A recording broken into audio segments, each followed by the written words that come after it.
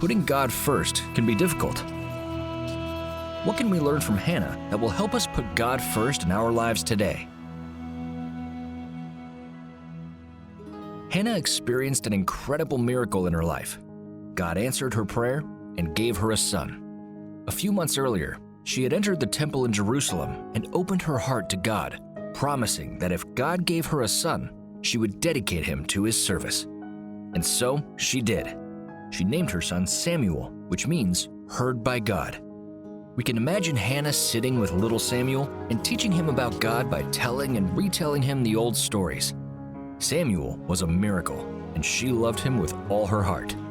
But the time soon came when she had to take Samuel to the temple to serve the Lord, as she had promised. It must have been difficult, even though God had given her many other children. Putting God first is often difficult, but here are Hannah's own words. My heart rejoices in the Lord. My horn is lifted high. My mouth boasts over my enemies, for I delight in your deliverance. There is no one holy like the Lord. There is no one besides you. There is no rock like our God. Hannah was not aware that Samuel would become one of the greatest prophets in the history of Israel. He was a man of God who anointed King Saul and even King David himself. None of this would have happened if his mother had refused to put God first.